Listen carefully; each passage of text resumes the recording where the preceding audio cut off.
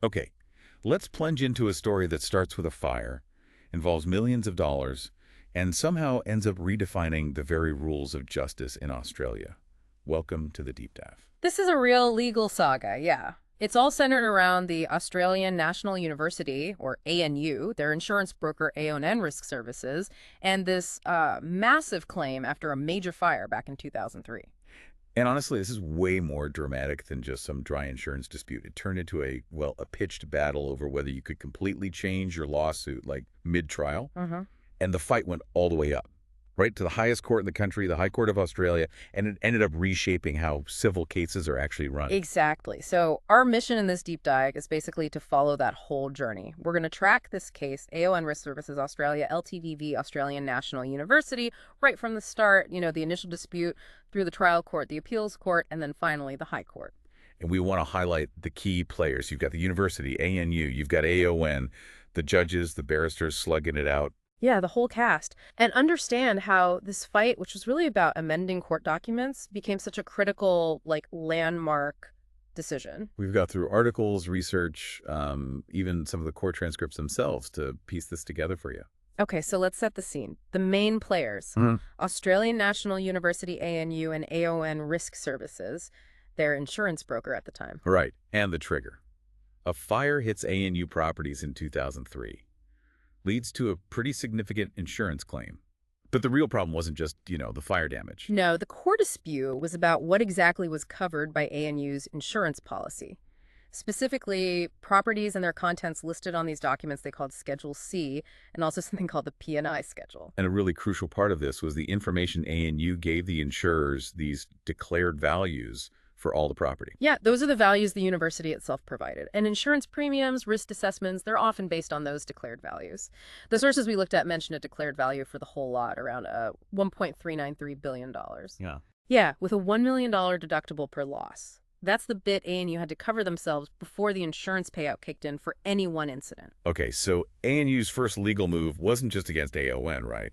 They sued a few parties. That's right. The insurers themselves, Chubb, CGU, and ACE, they were the first three defendants named in the lawsuit.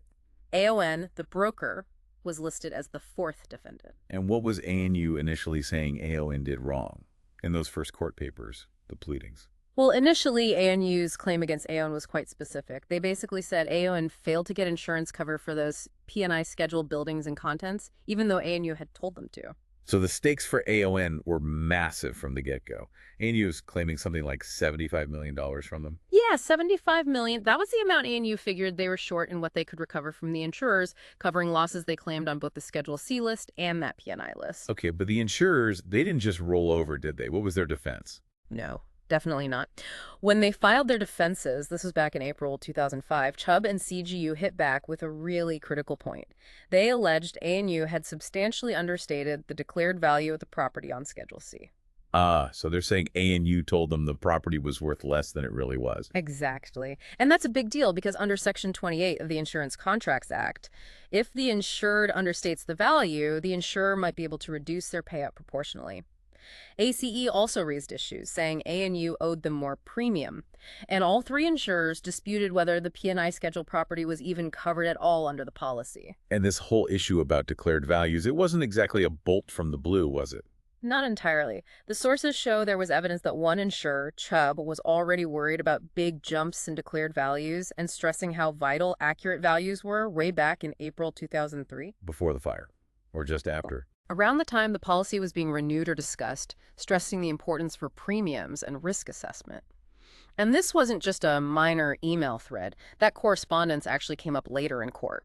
It was tendered during the cross-examination of one of ANU's solicitors, a Mr. Owen. Okay, so the undervaluation issue was flagged early by the insurers.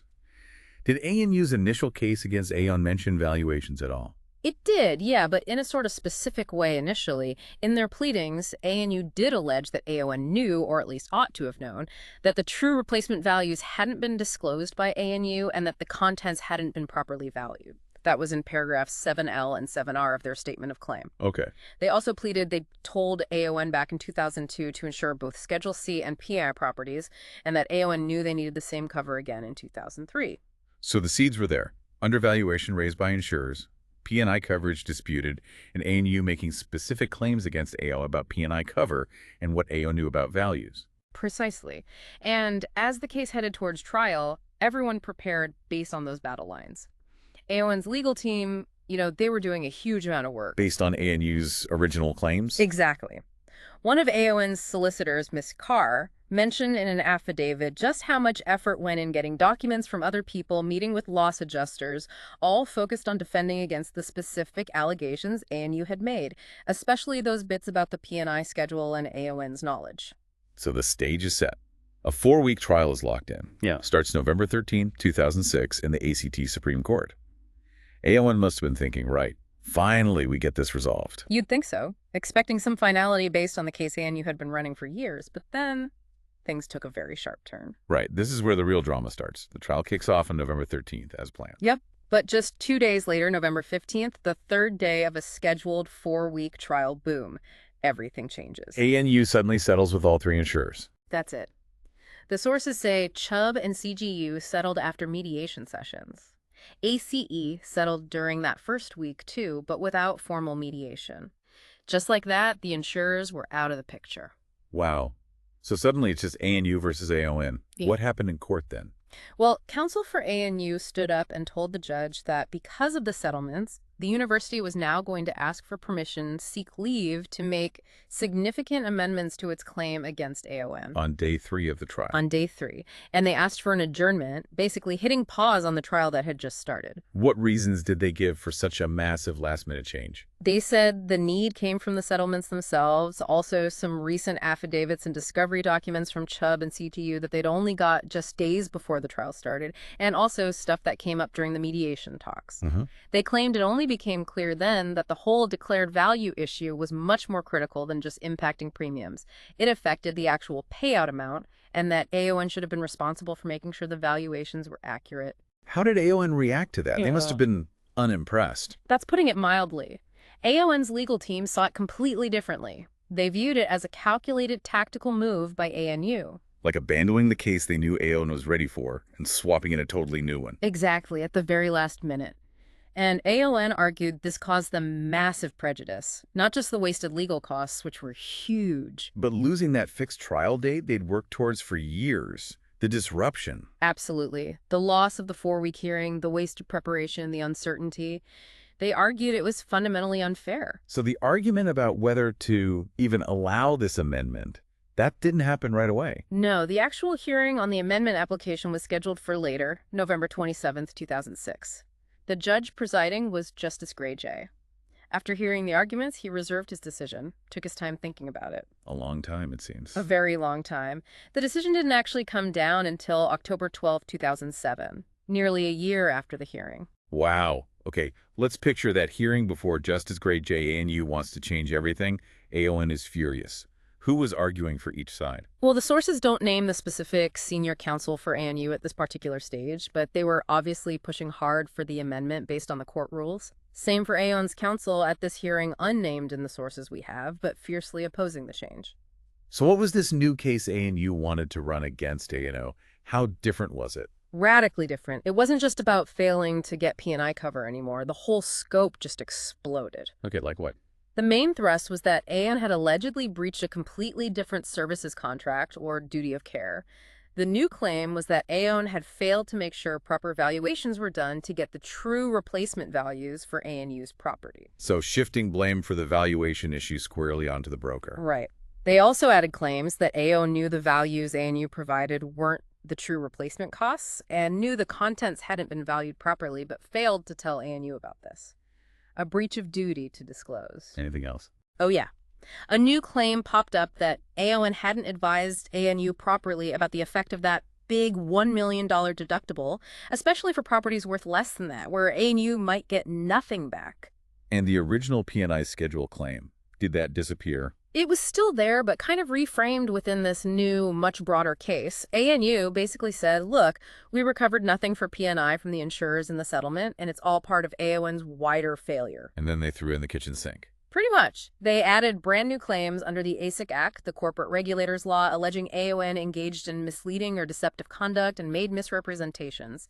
It was effectively a whole new ballgame. a completely different lawsuit tacked on late. So how did ANU justify asking for such a massive change so late? What were their legal arguments? They relied heavily on the ACT court procedure rules, specifically Rules 501 and 502. Rule 501 said amendments shall be made, kind of mandatory language, if they're needed to decide the real issues or avoid multiple lawsuits. Real issues. What do they mean by that? Well, ANU argued their new claims against AON raised real triable issues, basically, arguable points that deserve to be heard in court. They pointed to a high court decision, Queensland v. JL Holdings. The thinking at the time, based on JL Holdings, was that case management, keeping cases moving efficiently shouldn't stop a party from arguing a potentially winning point. So they were saying, these are arguable claims. Rule 501 says you have to let us amend. Pretty much. They argued Rule 21, the rule about the court's overriding purpose being justice with minimum delay and expense, didn't override this supposed mandatory requirement in Rule 501 for real issues. Okay, AON's response must have been pretty forceful. Extremely. Their counsel argued it was just far, far too late. It wasted court time, caused irreversible prejudice to AON that couldn't just be fixed by ordering ANU to pay their legal fees. Think about the lost trial date, the wasted prep. Yeah, money doesn't always fix that kind of disruption. Exactly. And AON really honed in on the lack of a good explanation from ANU for the delay. They suggested the reasons given the mediation info, the late discovery just didn't stack up, especially since the core undervaluation issue was flagged by the insurers way back in 2005. They were implying it was a deliberate choice, not an accident. That was the strong suggestion.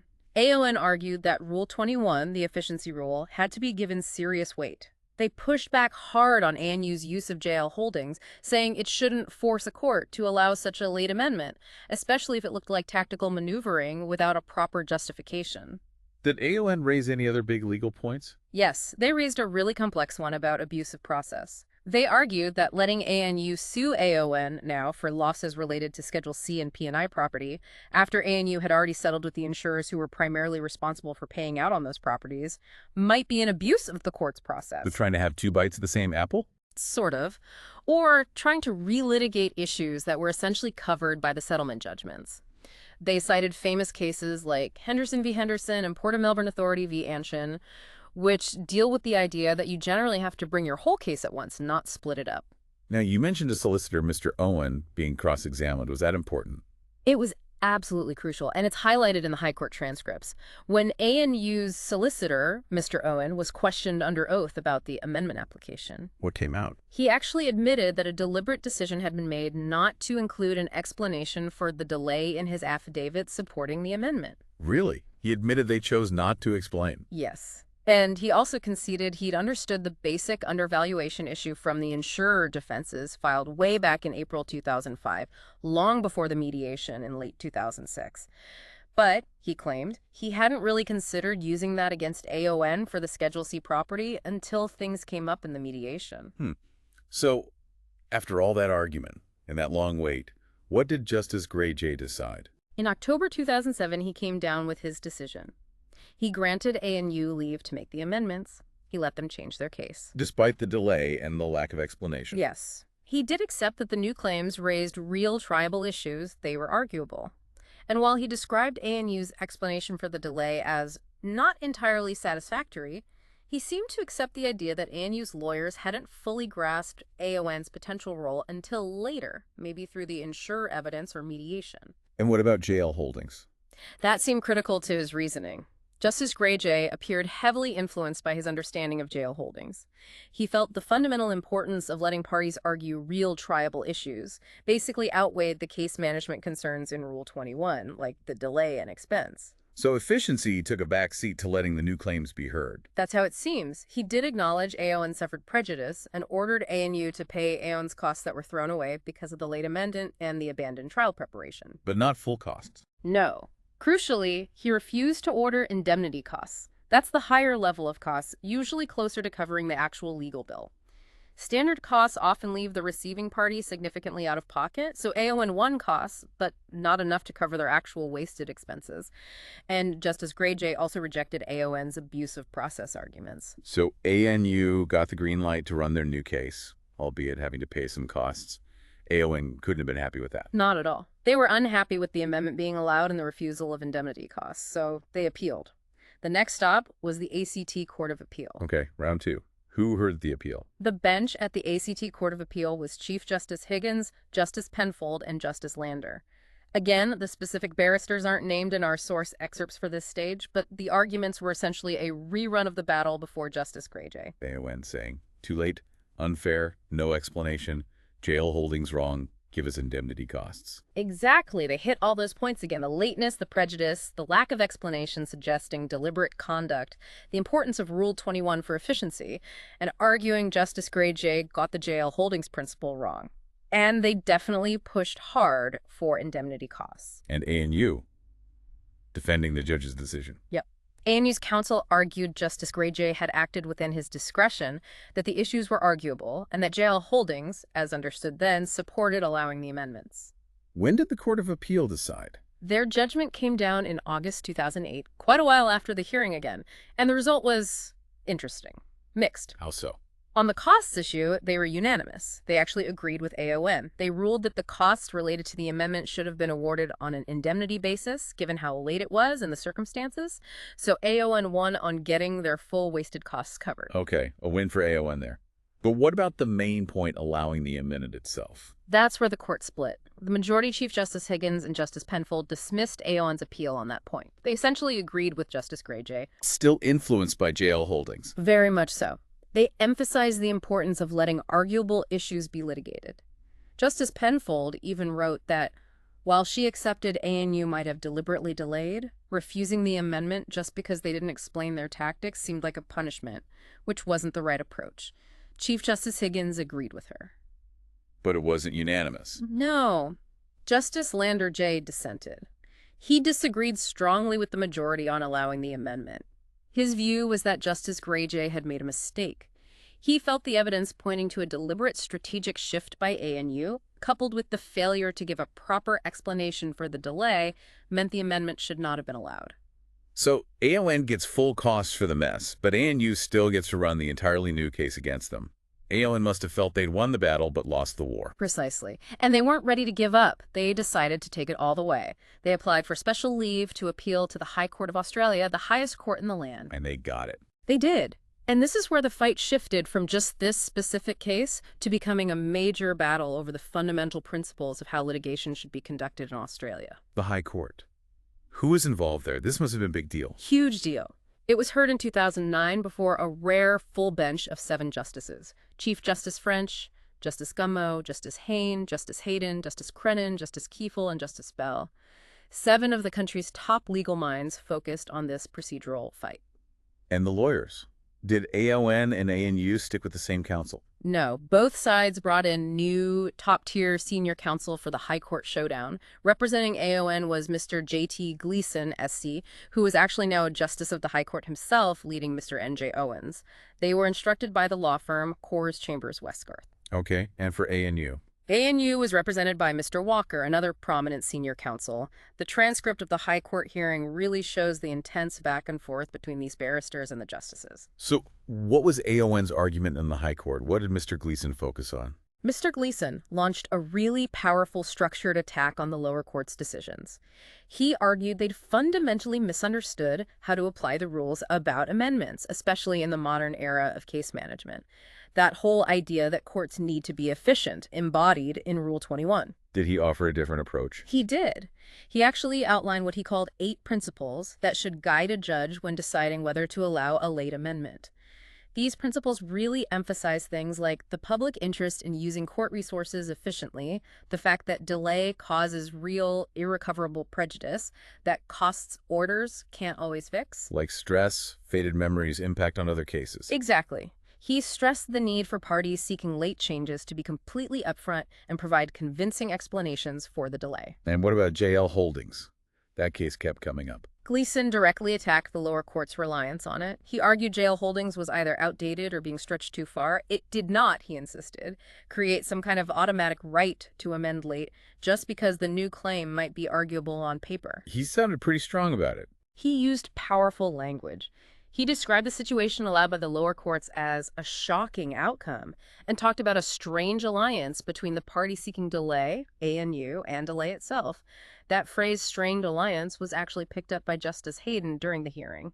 Did he also raise the abuse of process argument again? Yes, he continued to press the point that allowing ANU to sue Aon for these losses after settling with the insurers could be an abuse of process or blocked by estoppel principles. Okay, so that's AON's case.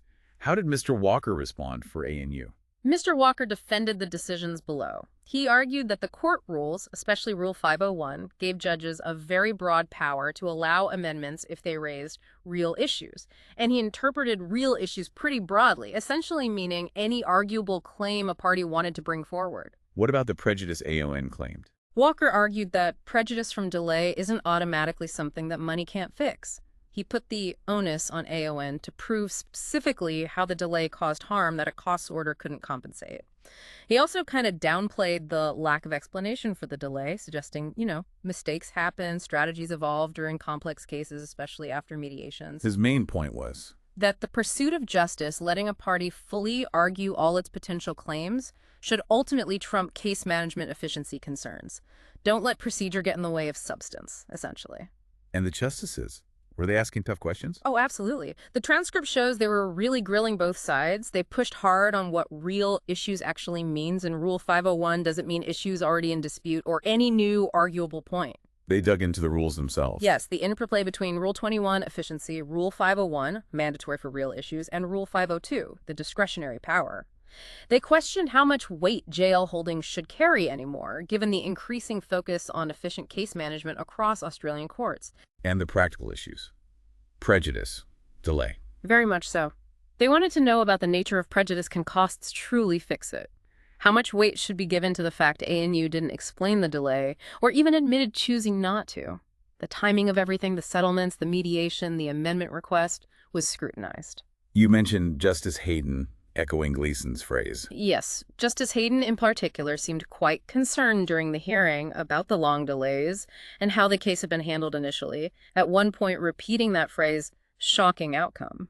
Did they get into the weeds of the abuse of process argument? They explored it, yeah, questioning whether the settlements with the insurers could really block a separate claim against the broker, AON, whose alleged wrongdoing might be different. It's a tricky legal point. So the arguments are made, the justices deliberate. What was the final decision? In August 2009, the High Court handed down its judgment, and it was unanimous.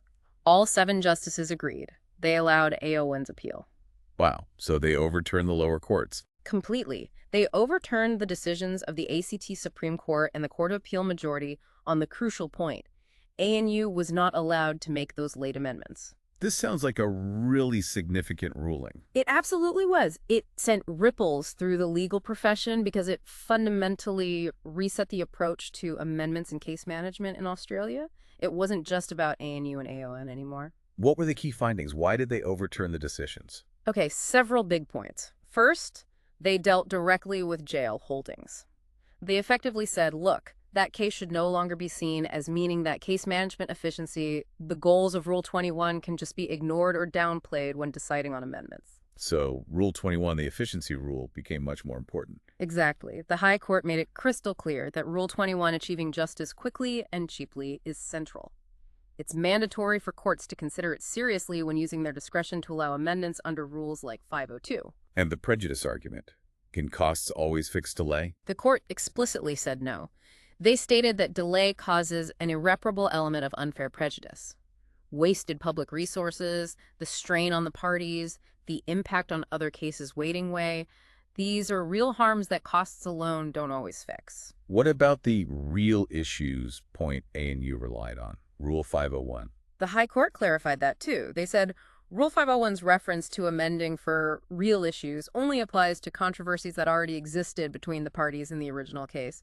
A&I's new claims weren't just tweaking the original P&I dispute, they were entirely new causes of action. So Rule 501 didn't force the amendment. Correct. Because they were new issues, the application fell under the discretionary power in Rule 502. And when exercising that discretion, the court had to properly weigh up Rule 21, efficiency, delay, cost, and other factors. Like the lack of explanation for the delay. Precisely. The court found it was absolutely necessary for ANU to provide a convincing reason for wanting such a massive change so late in the game, especially since the core valuation issue had been floating around for over a year. And they found ANU hadn't provided one.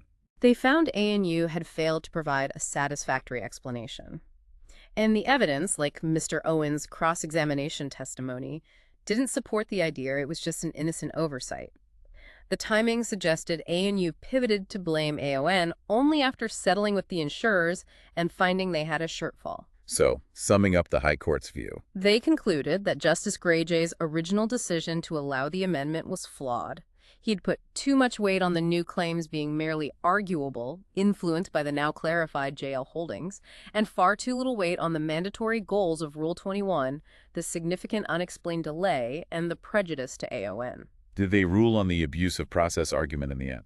No, because they decided the appeal based on the proper application of the amendment rules and case management principles. They didn't need to make a final ruling on that complex abuse of process point. And the final outcome for ANU and AON? The High Court set aside the order that had granted ANU leave to amend. End result.